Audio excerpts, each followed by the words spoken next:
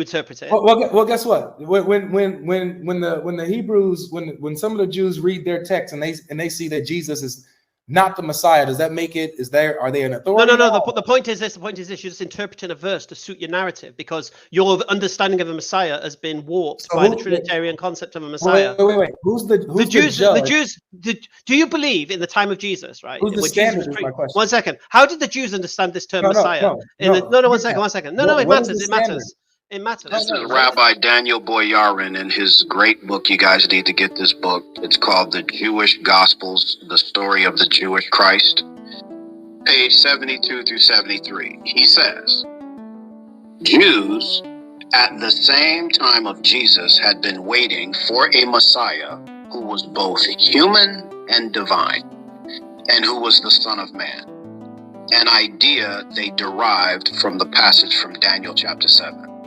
Almost the entire story of the Christ, with important variations to be sure, is found as well in the religious ideas of some Jews who didn't even know about Jesus.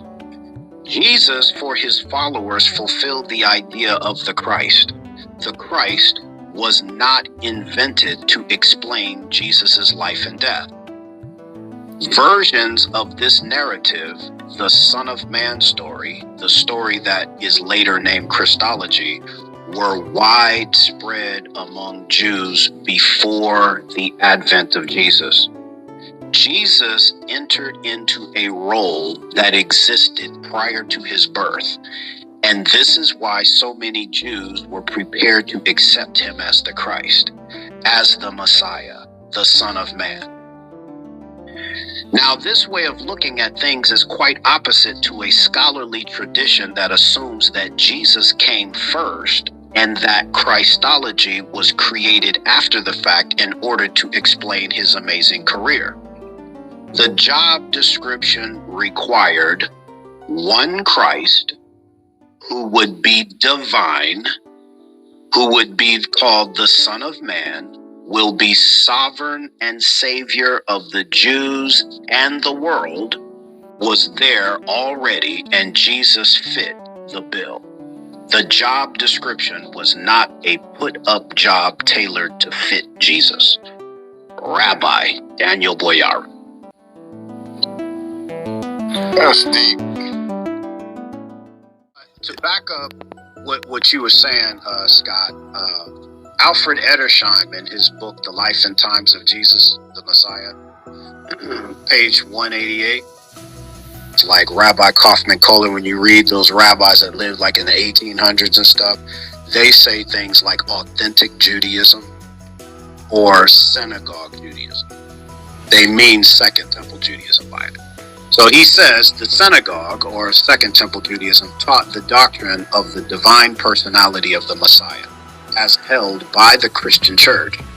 On the other hand, he says the cumulative evidence, when one studies this stuff like we have second, and the bad thing about Alfred Edersheim, you can get a lesson just from reading the notes at the bottom of his pages, always giving Talmudic explanations for the Judaic background of the Gospels, right?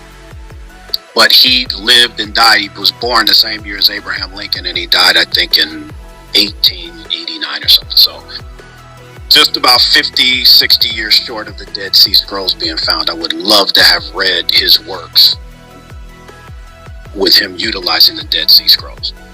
So he says the cumulative evidence that one finds when you study Second Temple Judaic writings, he says it must leave on the mind at least this conviction, that the Messiah expected was far above the conditions of the most exalted of God's servants, even his angels. In short, so closely bordering on the divine that it was almost impossible to distinguish him therefrom. Did you catch that? I think so. Can you repeat that one more time, please? Let me read it again. He says, the cumulative evidence must leave on the mind at least this conviction.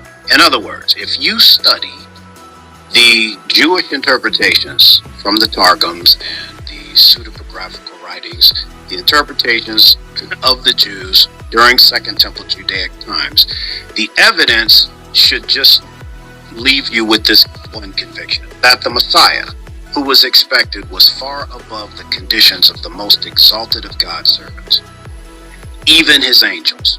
In short, so closely bordering on the divine that it was almost impossible to distinguish him therefrom.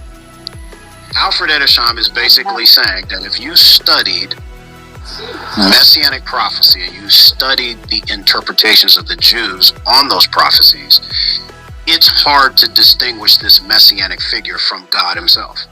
Yes, sir. In such circumstances, it only needed the personal conviction that he, the Messiah, who taught and wrought as none other, was really the Messiah, to kindle at his word into the adoring confession that he was indeed the Son of the living God. And once that point was reached, the mind, looking back through the teaching of the synagogue, would, with increasing clearness, perceive that, however ill understood in the past, this had been all along the sum of the whole Old Testament. That's beautiful. Jesus, it is.